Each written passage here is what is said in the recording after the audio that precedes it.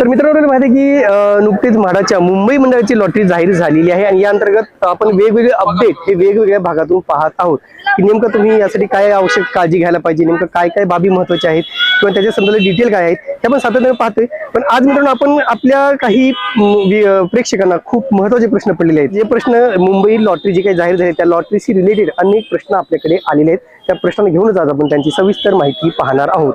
नमस्कार मित्रांनो, कसे आहात सगळे? मजेत ना? स्वागत आहे आपल्या सर्वांचे या YouTube चॅनलवरती, त्याचं नाव आहे RK property news.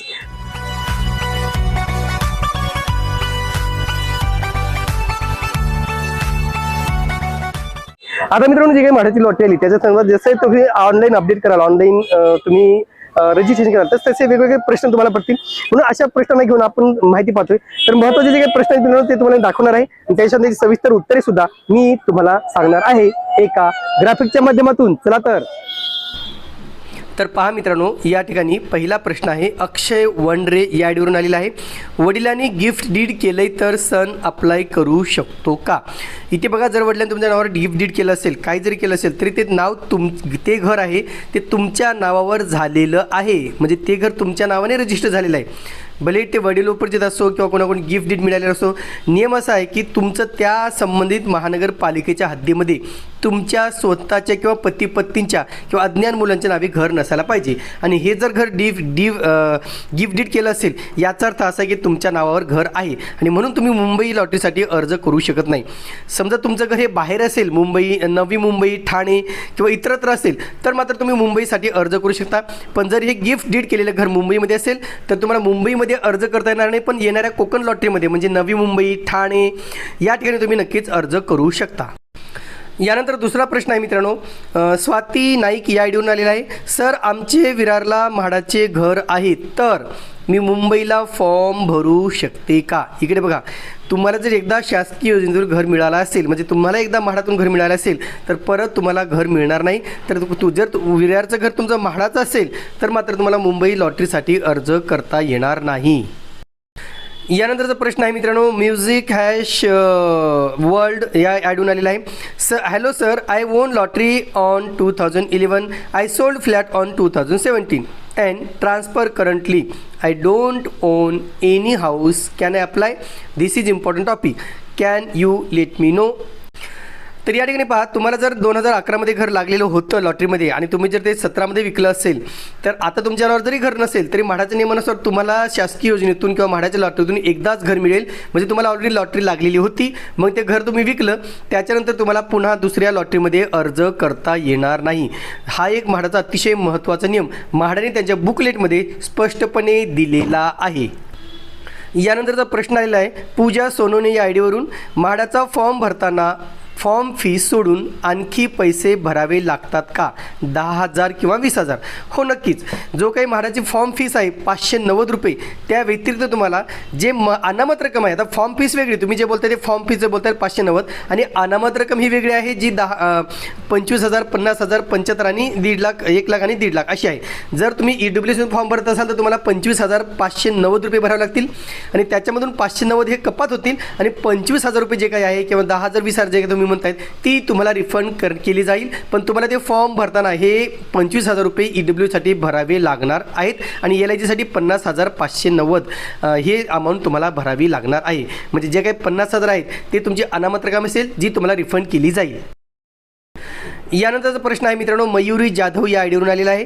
Hello sir, माझे सासरे मिल कामगार असून त्यांना वरळी येथे घर मिळाले आहे तर माझे हजबंड मुंबई म्हाडा लॉटरीसाठी अर्ज करू शकतात का? तर नक्कीच, जर तुमची फॅमिली वेगळी असेल तर नक्कीच तुमचे मिस्टर यासाठी अर्ज करू शकतात। जरी घर वडिलाच्या नावे असेल, त्यांची फॅमिली वेगळी असेल तर मुलगा 18 वर्षापेक्षा जास्त असेल आणि कमावता असेल तर तो व्यक्ती नक्कीच तो म्हाडाच्या लॉटरीसाठी अर्ज करू शकतो, त्याला कुठलीच अडचण येणार नाही। फक्त फॅमिली आणि त्यांचं इन्कम हे वेगवेगळं असायला हवं। यानंतर प्रश्न आलेला आहे मित्रांनो, प्रणवी जाधव या आयडीवरून, त्याने विचारले सर, काही ठिकाणी अंडर कन्स्ट्रक्शन प्रोजेक्ट आहे त्याबद्दल व्हिडिओ बनवा प्लीज। नक्कीच, आम्ही सध्या आमची साईट व्हिजिट सुरू आहे, ज्या ज्या ठिकाणी अंडर कन्स्ट्रक्शन घरे आहेत आम्ही प्रत्येक ठिकाणी जातोय आणि तिथून सगळी माहिती आम्ही जवळजवळ आम्ही जे काही माहिती मिळते ती आम्ही एकत्र करतोय। लवकरच सगळे अंडर कन्स्ट्रक्शनच्या प्रोजेक्टची माहिती आम्ही लवकरच घेऊन येणार आहोत। यानंतरचा प्रश्न आहे मित्रांनो, अभिजित निंबारे या आयडीवरून आलेला आहे. त्यांनी विचारले, स्वतःच्या नावे घर आहे पण शासनाच्या कोणत्याही लाभाशिवाय आहे, तर PMIमध्ये अर्ज करू शकतो का? इथे 5 अर्ज दिसते, पण ते अर्ज करू शकतो का? तर बघा, PMIचा पहिली अट अशी आहे की तुमचं संपूर्ण भारतामध्ये कुठेही पक्कं घर नसावं. आणि तुम्ही म्हणता की तुमच्या स्वतःच्या नावे घर आहे, तर तुम्हाला PMIच्या कुठल्याही योजनेसाठी तुम्हाला अर्ज करता येणार नाही, तुम्ही त्यासाठी पात्र असणार नाही. कारण PMIचा नियमच असा आहे की तुमचं संपूर्ण भारतात कुठेही घर नसावं आणि जे काही इन्कम क्रायटेरिया आहे तो 6 लाखापेक्षा कमी असा दिलेला आहे. म्हणून तुम्हाला इथे जर घर असेल तर तुम्ही अर्ज करू शकणार नाही. यानंतर प्रश्न केला आहे मित्रांनो, प्रवीण चव्हाण या आयडीवरून आलेला आहे. PMAY घरांचा कोड फक्त 412B आहे ना, आणि इलिजिबिलिटी फक्त 412B ह्या कोडसाठीच लागू असणार आहे ना? नक्कीच PMAYची जी अट आहे ती फक्त 412B साठीच असणार आहे. इतर EWS प्रकल्पासाठी PMAYचे नियम व अटी लागू असणार नाहीत. यानंतर प्रश्न आलेला आहे रेखा खंडागळे या आयडीवरून. त्यांनी काय विचारलं बघा, मी सुरक्षा स्मार्ट सिटी वसई येथे घर बुकिंग केले आहे. घराचा ताबा डिसेंबर 2026 मिळणार आहे.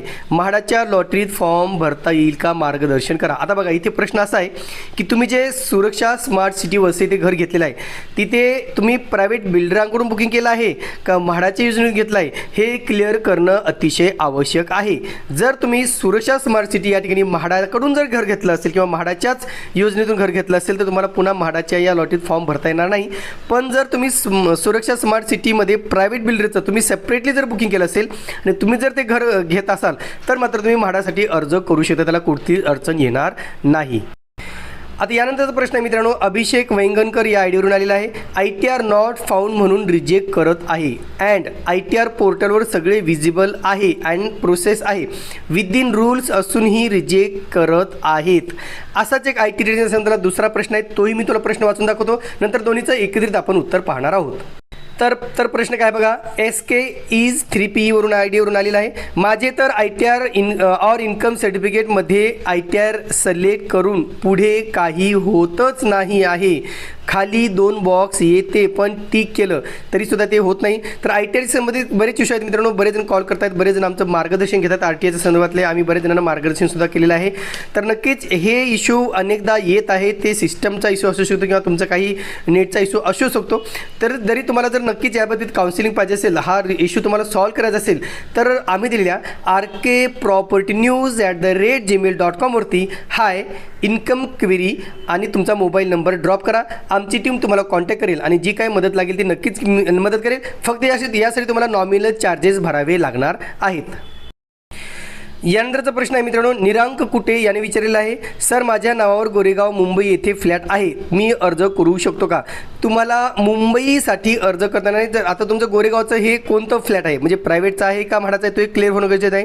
आणि जर तुमचं मुंबईत घर असेल तर मुंबई म्हाडा लॉटरीसाठी अर्ज करण्यास पात्र नाहीत, पण तुम्ही मुंबईच्या बाहेरच्या योजनेचे पात्र आहात, तुम्ही भरू शकता.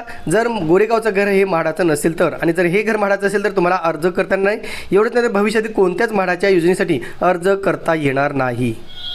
तर एकंदरीत मित्रांनो, आज आपण याच मुंबईच्या म्हाडा लॉटरीच्या संदर्भातले जे काही महत्त्वाचे प्रश्न आहेत ते प्रश्नांची उत्तरे आपण पाहिलेली आहेत. तुमच्या मनात काही प्रश्न असेल नक्कीच ते प्रश्न विचारा, आम्ही त्याची उत्तरे देण्याचा पुरेपूर प्रयत्न करू. त्याशिवाय मित्रांनो, तुम्हाला आमच्याशी बोलायचं असेल, आमच्याकडून तुम्हाला काउन्सिलिंग पाहिजे असेल तर rkpropertynews@gmail.com वरती तुम्हाला फक्त हाय क्वेरी आणि तुमचा मोबाईल नंबर टाकायचा आहे. तुम्हाला तुमच्या व्यवसायाचं प्रमोशन करायचं असेल, तुम्हाला तुमच्या व्यवसायाची छोटीशी जाहिरात करायची असेल तर तुम्हाला rkpropertynews@gmail.com वरती हाय प्रमोशन आणि तुमचा मोबाईल नंबर टाकायचा आहे. यानंतर आमची टीम तुमच्याशी कॉन्टॅक्ट करेल आणि नक्कीच तुम्हाला या संधीचा फायदा मिळेल. आतापर्यंत आमच्याकडे अनेकांनी प्रश्नांची उत्तरे घेतली मित्रांनो, अनेकांनी आमचं पर्सनल ओपिनियन घेतलेलं आहे, म्हणजे काउन्सिलिंग घेतलेलं आहे.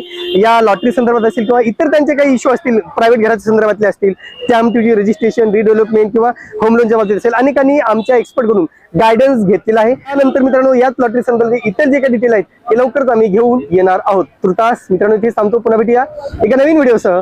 तोपर्यंत आपली रजा घेतो. धन्यवाद.